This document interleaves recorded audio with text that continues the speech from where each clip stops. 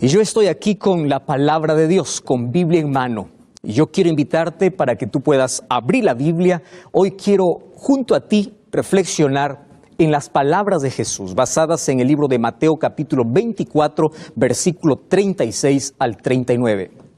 Mateo 24 es un capítulo espectacular, es un capítulo profético. Habla de elementos o de señales o de cosas que sucederían por lo menos en dos momentos específicos de la historia. El primer momento, hay señales sobre la destrucción de Jerusalén que ocurrió en el año 70 después de Cristo.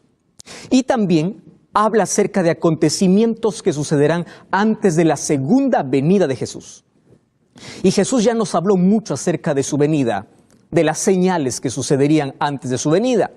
Mas hoy yo quiero tocar un asunto importante de lo que Jesús habla a partir del versículo 36 del capítulo 24. Dice así: pero el día y la hora nadie sabe, ni aun los ángeles en el cielo, solo mi Padre. Préstame atención. Cada cierto tiempo muchas personas se levantan haciendo cálculos, diciendo: hemos descubierto el cronograma profético, Jesús va a volver en tal año, Jesús viene en tal año. Y eso hace que el corazón de las personas pueda endurecerse, eso hace que la incredulidad pueda avanzar. ¿Por qué? Porque allí dice: ¿y dónde está? Dijeron que viene tal año y no viene. Y estos son mentirosos. Mas Jesús ya nos dijo: el día y la hora nadie lo sabe. Y préstame atención a lo que te voy a decir ahora. Lo que no está descrito en la revelación es pura especulación. Te voy a repetir una vez más. Lo que no está escrito en la revelación, que es la palabra de Dios, es pura especulación. Y por allí ya vas a encontrar fechas diciendo: los cálculos proféticos dicen que Jesús viene en tal año. No. La Biblia dice que la venida de Jesús será un elemento sorpresa. Me encanta porque Jesús, al hablar de su venida, nunca habló de fechas, pero sí dijo: velad y orad. La palabra que más repite Jesús es: tienes que estar preparado. Yo no te digo cuándo voy a venir, lo que te voy a decir es que tienes que estar preparado. El día y la hora nadie lo sabe. Luego diría que Jesús viene como ladrón en la noche, no porque Él viene a robar a sus hijos, sino porque el ladrón no avisa. Entonces tú tienes que estar preparado. Jesús viene en el momento que menos lo esperas. La venida de Jesús no es una posibilidad, es la mayor realidad. Más el asunto es que nosotros tenemos que estar preparados todos los días. Y es verdad que Jesús no nos mencionó fecha, pero Él nos declaró una señal muy clara. Y el versículo 37 dice: mas como en los días de Noé, así será la venida del Hijo del Hombre, porque en los días antes del diluvio, todos estaban comiendo, bebiendo, casándose, dándose en casamiento, hasta el día que Noé entró en el arca. No entendieron hasta que vino el diluvio, se los llevó a todos. Así será la venida del Hijo del Hombre. ¡Wow! Esto es revelación. Esto es lo que dice la Biblia. Dios no me dice, Jesús no me dice: yo vengo tal fecha, pero dice: te voy a mostrar algo. Quiero que tú repases la historia de la gente que esperaba el diluvio, mejor, de la gente que ignoró el diluvio, para que tú entiendas que lo mismo sucederá antes de mi venida. Me impresiona aquella expresión: así será mi venida. ¿Cómo? ¿Cómo será su venida? Entonces, para eso tenemos que repasar qué cosa sucedió en los tiempos de Noé. Vamos al libro de Génesis capítulo 6, versículo 5 hasta el versículo 8. Dice así la palabra de Dios: vio Jehová que la maldad, ¿estás entendiendo? Maldad del hombre era mucha sobre la tierra, y que todo designio de los pensamientos del corazón de ellos era solamente continuamente al mal. Se arrepintió Jehová de haber hecho al hombre en la tierra y lo dolió en su corazón. Y dijo: raeré de sobre la faz de la tierra a los hombres que he creado, desde el hombre hasta la bestia, hasta el reptil, las aves del cielo. Todo, pues me arrepiento. Versículo 8, cambia toda la historia. Pero Noé halló gracia ante los ojos de Dios. Hay muchos que interpretan ahí el texto de que Jehová se arrepintió diciendo, es como el ser humano que se arrepiente. En sí lo que está diciendo aquí el capítulo 6 es, le dolió en el corazón a Dios al ver cómo el hombre que había salido de su mano perfecto se había entregado a sus pasiones, al desenfreno, a la degradación completa del pecado. Dios lo había creado libre, mas Él se vendió, se regaló, se ofreció para estar bajo el dominio del enemigo. Y bajo el dominio de Satanás hubo mucha confusión, hubo mucha violencia, hubo mucha incredulidad. Queridos, un corazón sin Dios puede cometer los mayores crímenes. Puede ser una persona fría, puede cometer la mayor crueldad. Tú sabes que un corazón sin Dios no tiene paz. Y cuando el corazón no tiene paz, entonces está en guerra con todo el mundo. Tú te preguntas por qué hay conflictos en el hogar, por qué hay conflictos en la calle, por qué hay guerra, por qué hay injusticia. El problema no es la política siempre, el problema está en el corazón del ser humano. Es el corazón corrupto, es el corazón pervertido, es la mente humana entregada bajo el dominio de Satanás, degradándose a tal punto de ignorar a Dios. Y aquí dice que esta generación había sacado primero a Dios de su vida. Présteme atención. Donde la presencia de Dios está, hay amor, hay paz, hay gozo. Pero cuando Dios no es invitado, cuando Dios no está presente, hay guerra, hay violencia, hay inmoralidad. ¿Qué cosa está haciendo hoy el ser humano?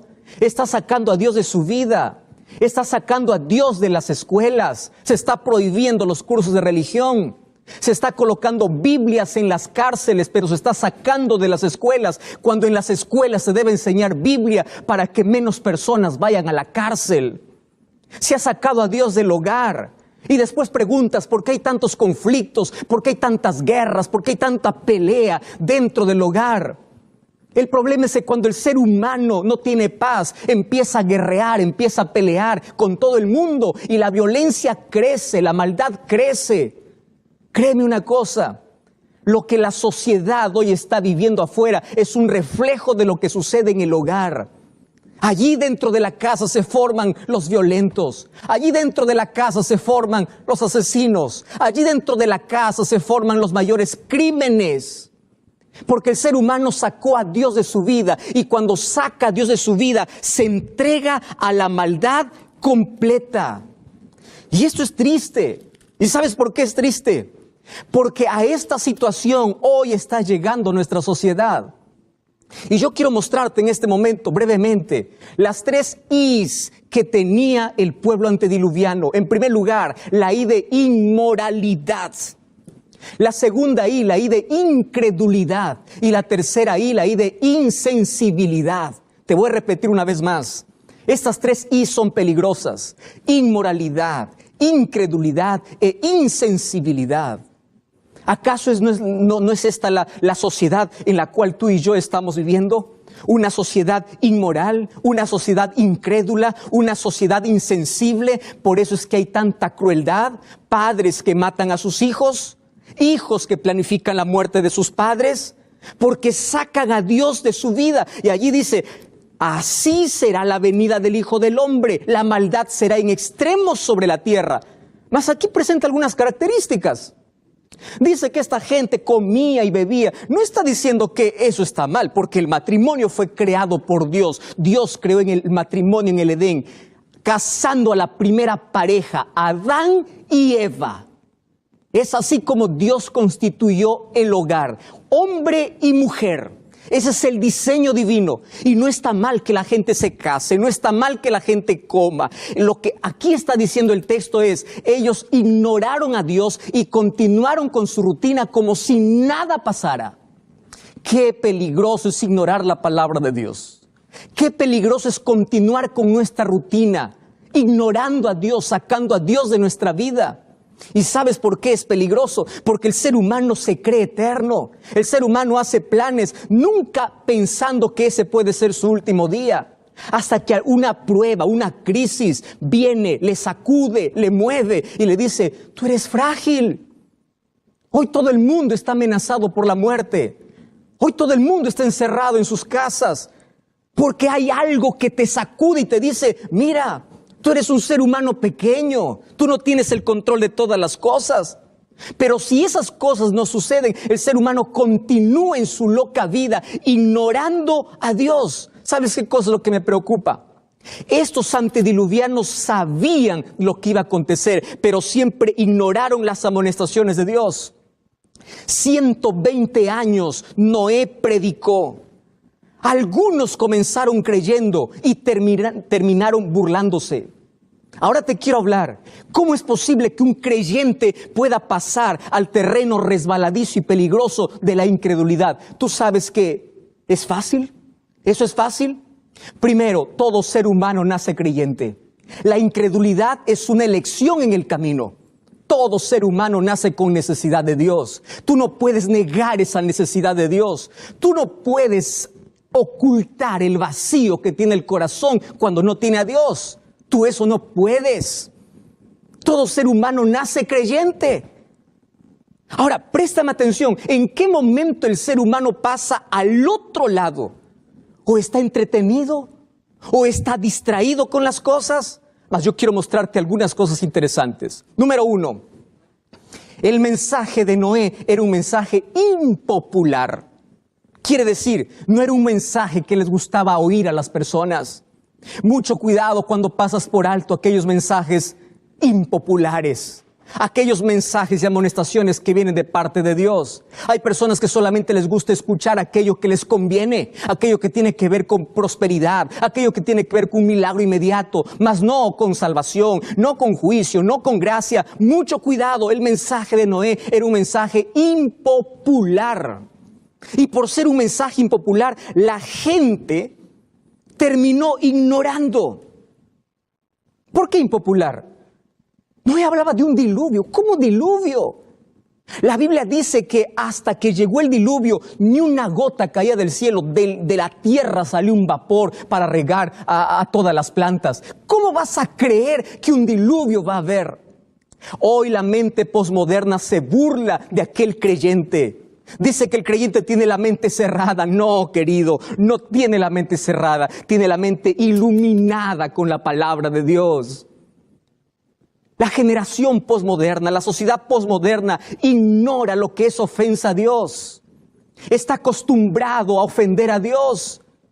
Ha llamado al pecado amigo en lugar de enemigo. Juega con el pecado, entra en el terreno del pecado. Y es más, quiere tranquilizar su conciencia justificando el pecado.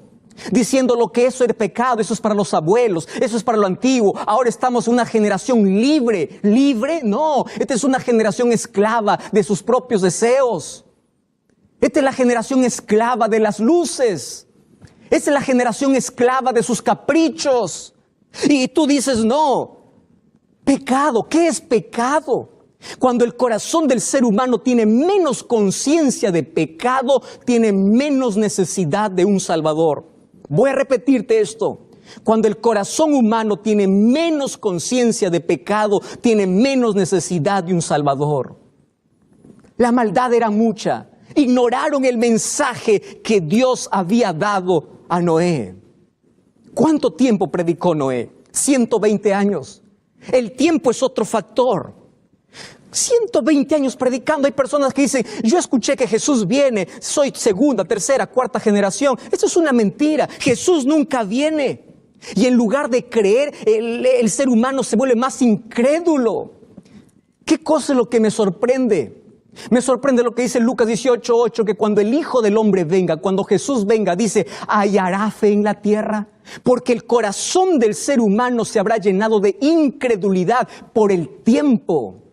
Y la incredulidad te lleva por el camino de la insensibilidad. Tú te acostumbras a rechazar un mensaje, te vuelves insensible, ya no te incomoda más. Cuando tú te familiarizas tanto con algo, pierdes el miedo. Hace algún tiempo yo conocí a alguien que me contaba su experiencia. Decía, pastor, yo tenía mucho miedo a ver un cajón, a un muerto.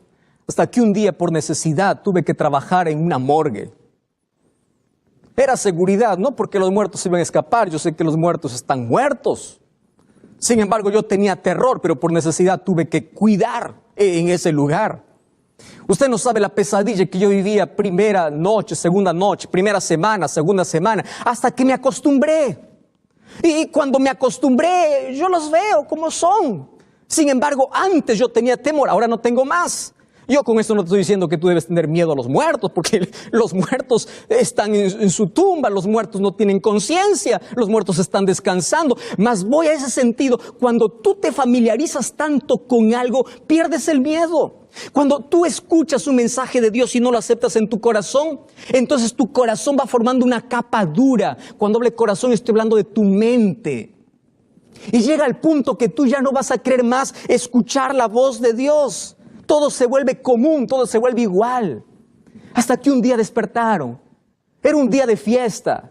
Era un día de boda. Era un día de comida, de bebida. Todo el mundo en sus quehaceres. Y apareció en el cielo una pequeña nube negra.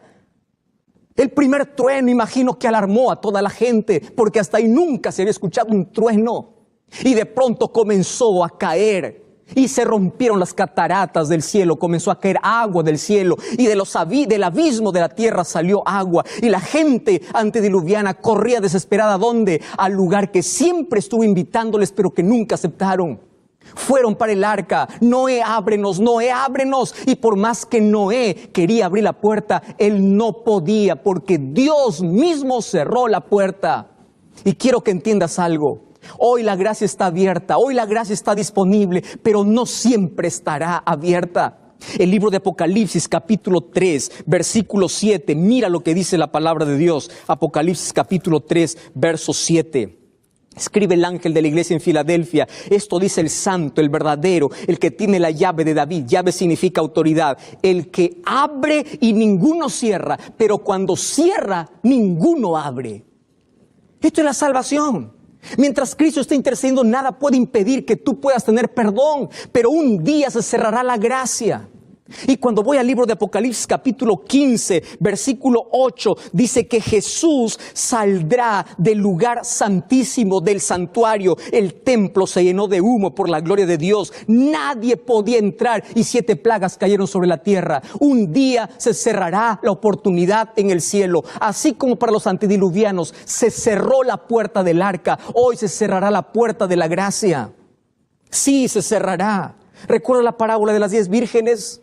Cuando llegó el novio, solamente las que estaban preparadas entraron a la fiesta. Y cuando vinieron aquellas que no estaban preparadas y les dijo, ábrenos, le dijo, no los conozco, porque la puerta estaba cerrada. Eso significa que antes de la venida de Jesús, la gracia se cerrará en el cielo. Y présteme atención, nadie sabe absolutamente cuándo Jesús deja de interceder. Hoy por las señales sabemos que cada día está más próximo el regreso de Jesús. Estamos sabiendo de que vivimos en el tiempo final de la historia, pero nadie sabe cuándo Cristo cierre la puerta en el cielo. Pero esta gracia se puede cerrar para hoy, para ti, para millones de personas. Tú dices, pastor, ¿cómo es que esa puerta se puede cerrar para mí hoy? Pero un momento, hay 3 momentos en que se cierra esa puerta. El primer momento es lo que la Biblia registra, cuando Cristo deje de interceder en el cielo. Cuando Jesús salga del santuario, no habrá más gracia, no habrá más Espíritu Santo llamándote, no habrá más salvación. Apocalipsis 22:11 dice que el justo siga justo, el que es injusto siga injusto. Se acabó, se cerró. Por eso hoy es el día de oportunidad. Es hoy, no es mañana. ¿Y cuál es el segundo momento? El libro de Mateo capítulo 12, versículo 31 dice que todo pecado será perdonado a los hombres, menos el pecado contra el Espíritu Santo. Ya no hay gracia para aquel que peca contra el Espíritu Santo. Pastor, ¿qué es pecado contra el Espíritu Santo? No es un acto, querido. Si tú ya te preguntaste, ¿ya habré pecado contra el Espíritu Santo? Con seguridad no has pecado contra el Espíritu Santo. Pecar contra el Espíritu Santo es perder la conciencia, perder la sensibilidad, rechazar a Cristo tanto que ya no tienes más necesidad de perdón. Y si no tienes más necesidad de Dios, entonces no hay perdón para ti, porque solamente el perdón es ofrecido para aquellos que reconocen su necesidad, para aquellos que quieren cambiar. Y si en tu corazón tienes una lucha con el vicio, con la droga, en tu corazón tienes una lucha, has pecado, has abortado, has asesinado, no importa tu pecado, hay gracia para ti. ti, hay perdón para ti mientras tengas necesidad de Dios. Pecado contra el Espíritu Santo es una resistencia continua donde el ser humano se aleja tanto que no quiere saber más de Dios. Entonces no me digas que pecaste contra el Espíritu Santo si estás viendo este programa. No me digas que pecaste contra el Espíritu Santo si estás incómodo con tu vida. Y en el libro de Santiago capítulo 4 versículo 17 y versículo 18 habla de un tercer momento. Y dice, vamos, aquellos que dicen vamos a hacer este plan hoy y mañana, pero nadie sabe qué es el mañana, porque ¿qué es vuestra vida? La vida es como una neblina que aparece por un poco de tiempo y desaparece. ¿Sabes cuál es ese tercer momento? Cuando la muerte llega. Cuando nosotros morimos, nuestro destino está decidido por nuestras decisiones. Nadie nos salva con un rezo, nadie nos salva con una misa, nadie nos salva de muertos, porque la salvación es un asunto de elección en vida. Es hoy que estás vivo. Tú no puedes postergar para mañana una decisión importante. Así como en los días de Noé, será la venida del Hijo del Hombre. Estoy hablando para ti que estás ignorando el mensaje de Dios hace mucho tiempo. Dios extendió su invitación, pero tú aún no has dado la confirmación. Y tú dices, pastor, ¿cómo confirmo? Con una decisión. ¿Cuál es tu decisión? Acepta a Jesús como tu Salvador. Préstame atención, por favor. Yo quiero hablarte esto con mucho amor para ti, pero escúchame. Cuán peligroso es recorrer el camino de las 4 I's del pecado. La primera I es la I de la indiferencia. Hay muchos que escuchan el mensaje de Dios con indiferencia. La segunda es la I de la ignorancia. Ignoran el mensaje de Dios. La tercera I es la I de la incredulidad. El corazón del ser humano se endurece. Y la cuarta I es la I de insensibilidad, donde el Espíritu Santo ya no puede trabajar. Yo no sé si tú estás recorriendo ese camino. Haz en el nombre de Jesús. Yo te invito a dejar tu incredulidad. Te invito a creer en las promesas de Dios. Te invito a aceptar la invitación que Dios tiene para ti. No importa más tu pasado. No importa más lo que hiciste. Hoy Dios está abriendo su gracia. ¿Y de qué sirven los brazos de Jesús abiertos cuando tienes el corazón cerrado? ¿De qué sirve la gracia, la puerta del arca abierta cuando tú no quieres entrar? Por eso en este momento, allí donde estás, pide a Dios perdón por tus pecados. Dile a Dios lo que te incomoda y pide que Dios transforme tu vida. Jesús dijo como en los días de Noé. La gente era incrédula. La gente solo se alarmaba por un momento, de allí volvía a su vida normal. Hoy hay tanta gente asustada, hay gente alarmada, se alarma cada vez que hay un terremoto, cada vez que hay alguna cosa extraña y de ahí vuelve a su vida. No hay arrepentimiento. ¿Qué estás haciendo con tu vida? ¿Por qué sacaste a Dios de tu vida? ¿Por qué estás colocándote en el terreno de la muerte? La vida es muy corta, pero es suficiente para amar, para servir y para decidir por la eternidad.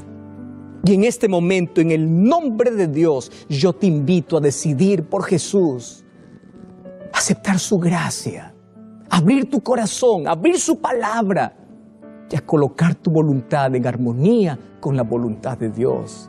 Dime, ¿tú aceptas esa gracia transformadora en tu vida? Ponte en pie donde estás, yo quiero orar contigo. Yo no te estoy viendo, pero Dios está registrando esa decisión. Quiero que ores conmigo. Querido Dios, estamos aquí decidiendo por Jesús. Aceptamos aquella gracia antes que la puerta se cierre. Si tu venida será como en los días de Noé, hay mucha gente que hoy está en incredulidad, mas hay gente que este momento está aceptando tu palabra, porque queremos entrar en el arca, ese arca es Cristo. Queremos aceptar tu gracia, queremos que Jesús pueda ser nuestro Salvador, queremos que tú seas nuestra salvación. Perdona nuestros pecados. Danos tu abrazo, tus promesas sean la mayor realidad de nuestra vida. Danos una nueva vida y haznos nuevas criaturas en el nombre de Jesús. Amén.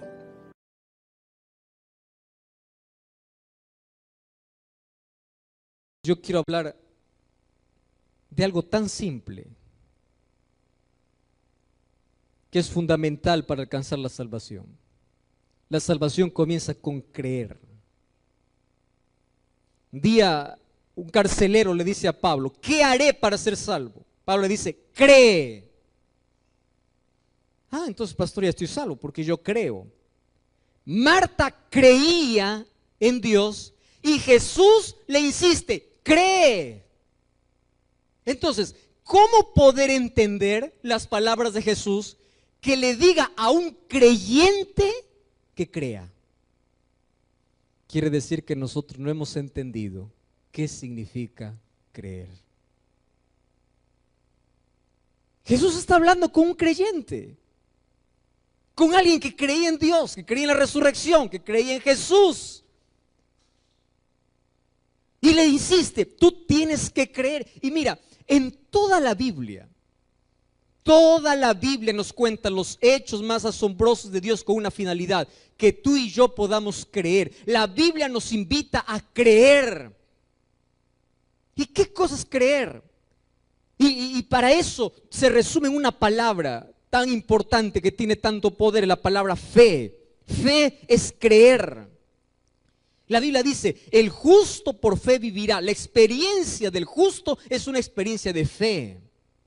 Hebreos 11:6 dice, sin fe es imposible agradar a Dios. Imposible. ¿Qué cosa es imposible? No hay medio, no hay modo. Si tú no tienes fe, no puedes agradar a Dios. ¿Qué cosa es fe? Hay lindos conceptos de fe. Fe, según Hebreos 11, es creer en lo que no se ve.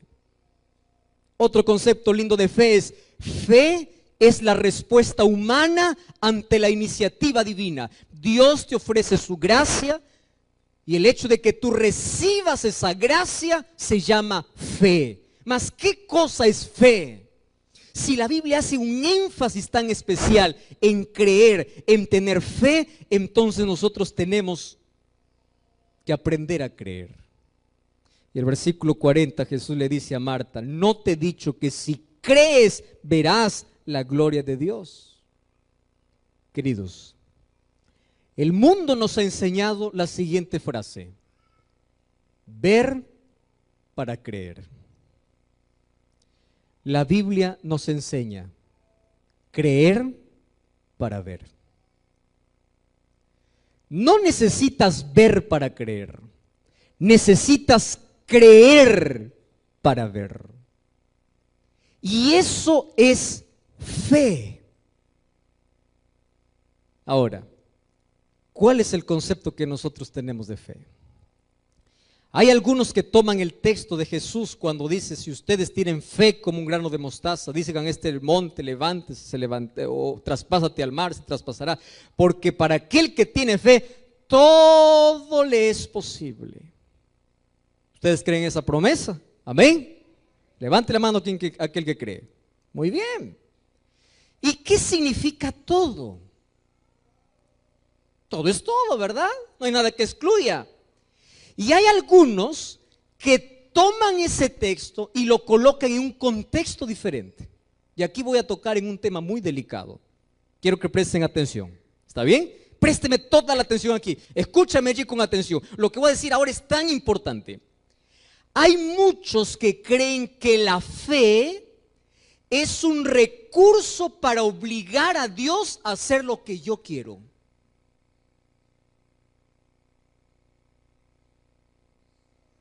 Es por eso que algunos incluso comercializan la fe. Ustedes ya escucharon un sermón así. ¿Tú quieres un milagro en tu vida? Yo te vendo a ti agua bendita, agua con oración. Tomas esta agua y lo tomas con fe y el milagro llegará. ¿Escucharon predicaciones así? Tú ya escuchaste predicaciones así. Quiero saber cuál es el tamaño de tu fe. Dime cuál es el tamaño de tu ofrenda. Tú tienes que dar más, porque mientras más das, entonces tienes que tener más fe y milagros van a suceder. ¿Hasta dónde llega el ser humano a usar la fe como un recurso caprichoso? En otras palabras, Señor, mírame, yo creo en ti y tú vas a hacer todos mis gustos. Hay algunos que piensan que eso es la fe. Ustedes ya vieron, por ejemplo, personas ir a Jesús así: Señor, mírame, yo estoy enfermo. Señor, estoy enfermo y quiero que me sanes ya, ahora. Es decir, tú mismo colocas la manera como Dios quiere que lo haga. Entonces, cuando tú te levantas y sigues enfermo, te decepcionas. ¿Cuántos de ustedes han orado y Dios no les ha respondido como ustedes han querido? Wow, no soy el único, ¿verdad? Hay varios que compartimos la misma tristeza, ¿verdad? Y vamos a Dios y decimos: Señor, yo quiero esto urgente. Hay una persona que hace medio año me dice: pastor, yo creo que usted no tiene fe, me dice. ¿Y por qué? Le digo: pastor, yo le he pedido que usted ore para que Dios me dé un empleo. Le digo: ¿y qué está haciendo para tener ese empleo? Yo estoy esperando.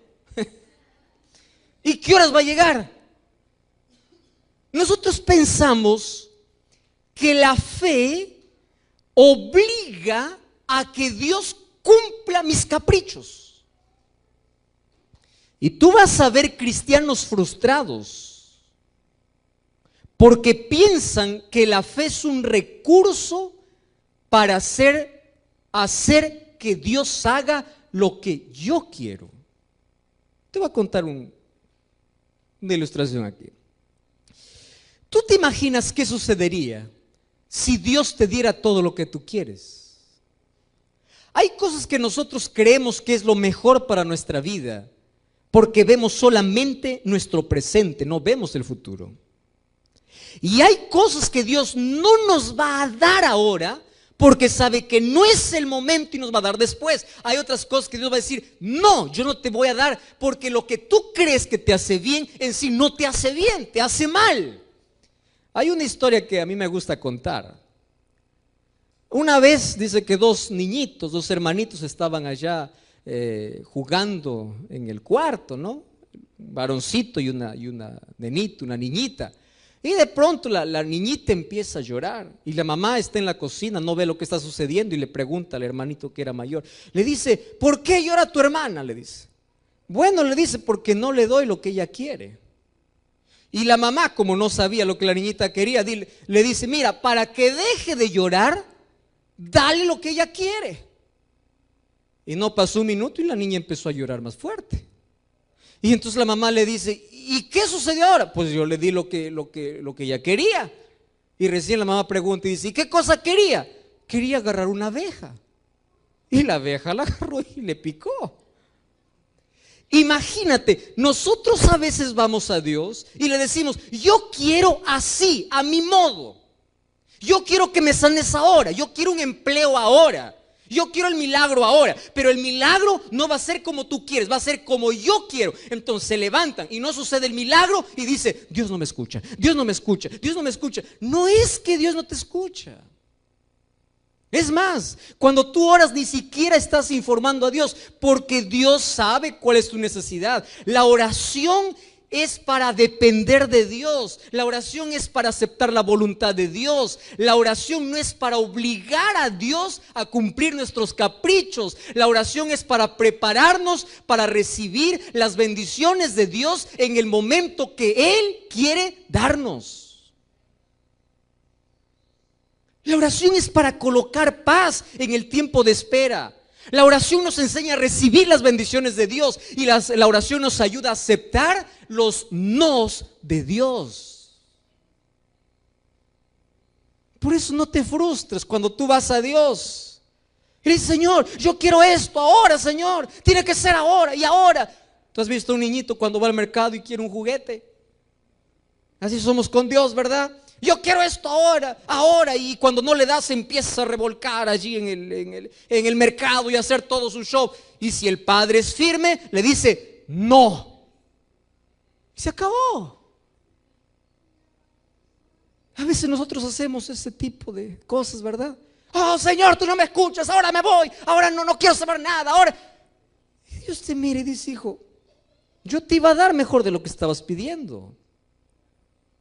O lo que tú me estabas pidiendo ahora no era el momento. O el no mío es una muestra de que te amo.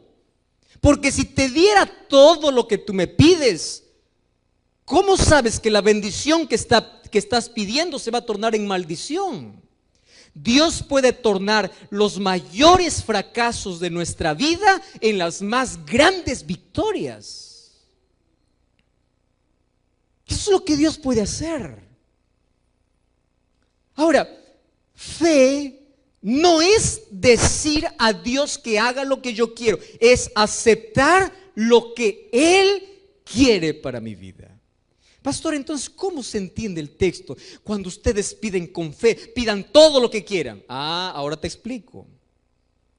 Cuando Jesús dice, pidan todo lo que quieran, cuando piden con fe, significa, primero, para tener fe, hay que convivir con Dios. Fe no es decir, yo creo, Señor, yo creo en ti, entonces dame el carro del año, dame la casa del año, dame el empleo, dame la novia que quiero, dame el trabajo que quiero. No, fe es el resultado de la relación con Dios, de la confianza, de la comunión que tengas con Dios. Entonces Jesús dice, si tú caminas conmigo, confías en mí. Y si confías en mí, todo lo que pides te doy. Pero no todo lo que pides te voy a dar como tú quieres, sino que como tanto confías en mí, todo lo que recibas lo vas a aceptar. Todo. Porque vas a saber que viene de mí. Y ese todo de Dios significa que mientras más caminamos con Dios, nuestros pedidos cambian. Antes solamente pedías cosas materiales. Yo me sorprendo que hay tanta gente que incluso va a Dios a decirle, Señor, mata a fulano de tal que odio. Hay gente así. Hay gente que usa a Dios como cobrador. Señor, fulano de tal me debe, cóbrale por favor, ¿verdad? Y los seres humanos hemos aprendido a pedir. Entonces cuando nos levantamos, Dios no responde y dice, no, Dios no me escucha, Dios no me escucha. No es que Dios no te escuche. Cuando Jesús dice, todo lo que pidieres será dado, quiere decir que cuando caminas con Dios, hasta tus pedidos cambian, porque tus pedidos se tornan más espirituales que materiales. Si quieres ver la gloria de Dios, tienes que creer. Tienes que tener fe. Y fe es algo que te mueve a la acción. Fe no se limita solo a creer, a tener un conocimiento, decir, Dios existe. No. Santiago 2:19 dice así, el diablo también cree.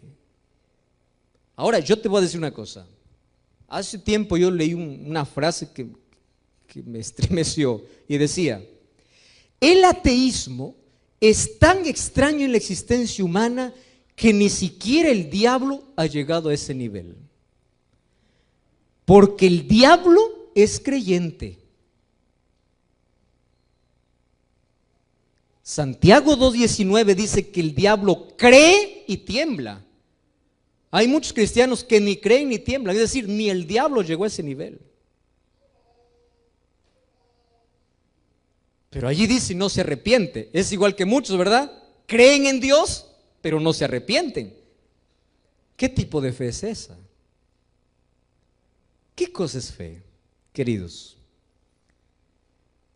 Si es tan importante la fe para ver la gloria de Dios, tú tienes que comprender que fe tiene que ver con dos palabras importantes. Primera palabra, fe es confiar. A ver, repitan, ¿qué cosa es fe? Una vez más, ¿qué cosa es fe? Segunda palabra, fe es obedecer. ¿Qué cosa es fe? El padre de la fe fue Abraham. Abraham creyó, confió y obedeció. Fe no solamente es decir, yo sé que Dios existe, hasta el diablo cree así. Fe te lleva a una entrega. Y ojo con lo que voy a decir ahora. Los seres humanos somos tan extraños y curiosos ¿Sabes por qué? Porque confiamos en quien no debemos y desconfiamos en quien debemos confiar. Te voy a hacer un ejemplo. Una mujer cree en un hombre que lo maltrata y sigue viviendo con ese hombre porque cree en la palabra de su marido que le dice: esta es la última vez. ¿Por qué sigue viviendo con él? Porque cree en su palabra. Una esposa cree y sigue viviendo con su marido después que le falló más de 10 veces porque el marido vino y le dijo: nunca más te seré infiel. Y ella sigue creyendo, por eso sigue junta. Así somos los seres humanos. El ser humano cree cuando va al médico que la medicina que le da le va a hacer bien y lo toma y le obedece exactamente como dice la receta, porque cree en el médico, no está preguntando si le da veneno. Cree.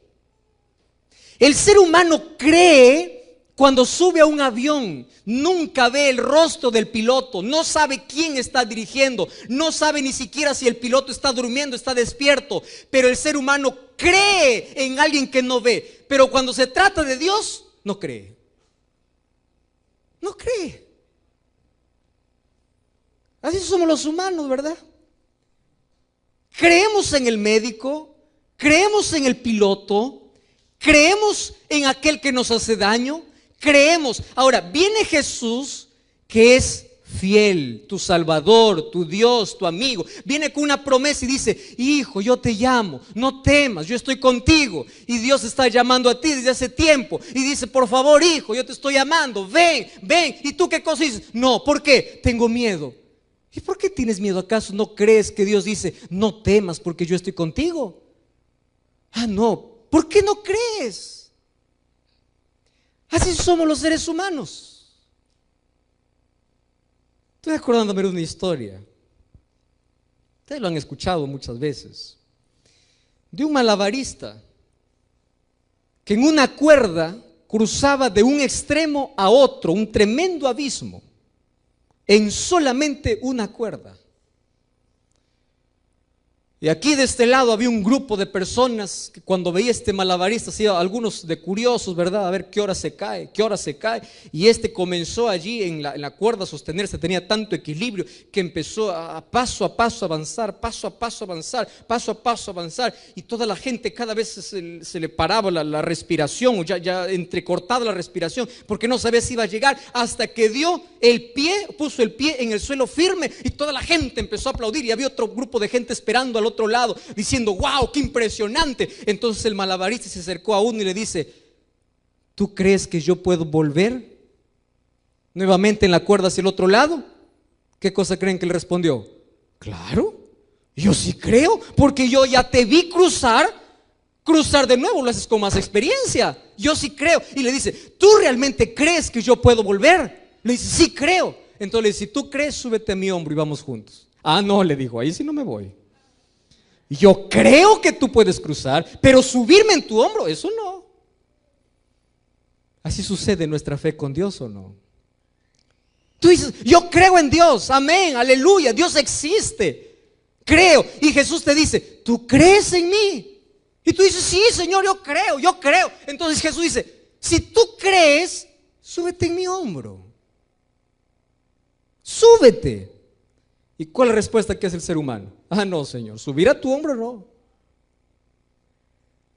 Fe, confiar, obedecer.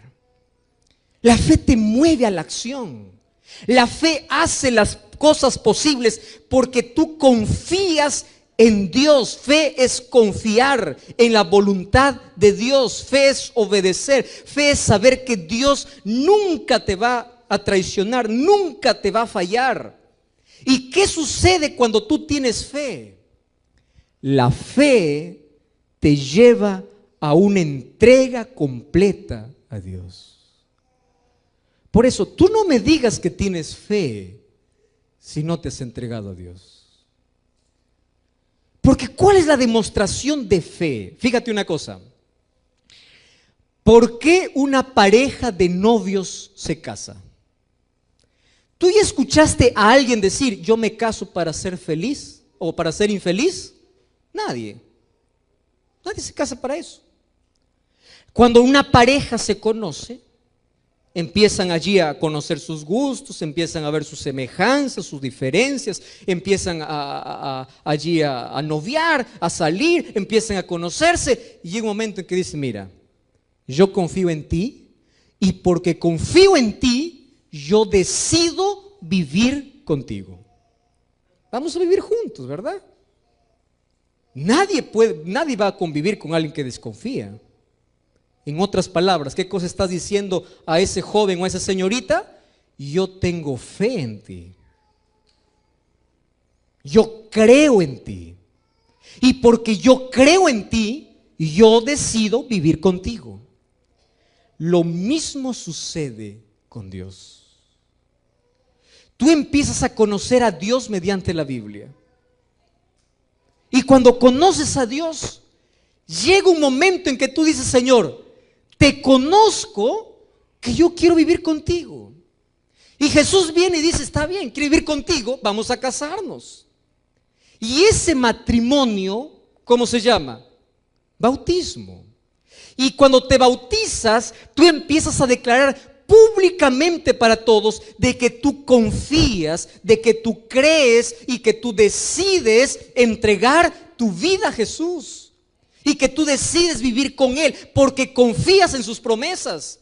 Pero si tú tienes miedo de ir a la presencia de Dios, tienes miedo de entregar la vida a Dios, tú estás diciendo, no creo. Porque aquel que cree, se entrega. Aquel que cree, se rinde. Aquel que cree, toma el remedio. Aquel que cree, sube al avión. Aquel que cree, está dispuesto a colocar su vida porque cree. Ahora te pregunto, ¿tú crees en Dios? Levante la mano a aquellos que creen. Amén. Ahora te hago la segunda pregunta. ¿Crees a tal punto de colocar tu vida en Dios? Levante la mano. ¡Qué lindo! Entonces hago la pregunta, ¿quién se sube en el hombro entonces? Tú no puedes decir yo creo en Dios a la distancia. Tú dices, tú crees. Yo ya visité tanta gente que estudia la Biblia, sabe de la oración, sabe de la iglesia, sabe quién es un cristiano. Yo les voy a decir algo con tanto cariño, queridos. Ser cristiano es la mayor elección que puedes tener en la vida. Te voy a decir por qué. Ser cristiano representa tener calidad de vida. Cuando una persona entrega su vida a Cristo, Dios eleva el patrón moral, físico, mental y espiritual del ser humano. Dios nunca te llama para el fracaso. Dios te llama para ser el mejor esposo, el mejor hijo, el mejor ser humano. Dios no te llama para el fracaso, Dios te llama para la victoria. Dios te llama para el cielo. Y cuando el ser humano desprecia la invitación de Dios, tú pierdes. Porque Dios sigue siendo Dios. Tú no le quitas poder a Dios cuando dices yo no acepto a Dios. Pero quien pierdes eres tú. Pierdes la vida, pierdes la paz, pierdes la esperanza, pierdes calidad de vida. Un cristiano, ¿sabes por qué puede vivir mejor? Porque tiene principios de salud. Un cristiano, ¿sabes por qué tiene mejores relaciones? Porque tiene principios morales. Un cristiano, ¿sabes por qué puede dormir bien? Porque tiene paz. Un cristiano, ¿sabes por qué no se desespera ante los problemas? Porque tiene esperanza. Un cristiano, ¿sabes por qué no se hunde por más que haya tormentas en la vida? Porque hay un Dios que lo sostiene. Entonces te pregunto, si hay tantas ventajas de ser cristiano, ¿por qué la gente no quiere ser cristiana? Porque no cree en lo que Dios puede hacer.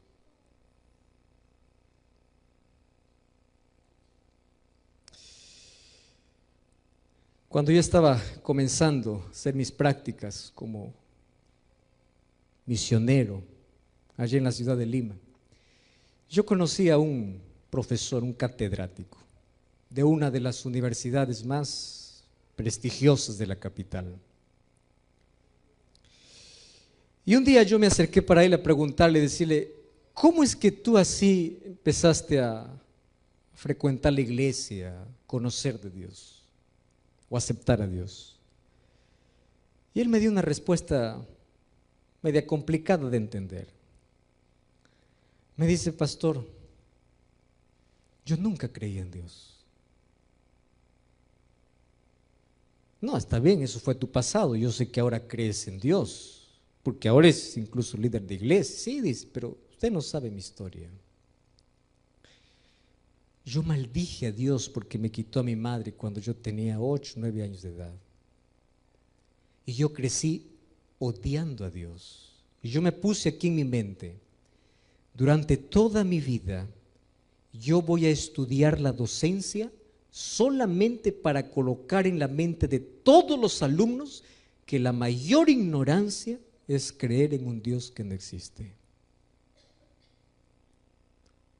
Y yo crecí odiando, literalmente. Si yo negaba la existencia de Dios, no era porque yo no descubrí en un laboratorio diciendo que Dios no existe, no. Yo crecí odiando la existencia de Dios porque ese Dios me hizo daño. ¿Cómo es posible que no haya hecho nada para que yo pueda vivir sin madre? Usted no sabe cuánto sufrí.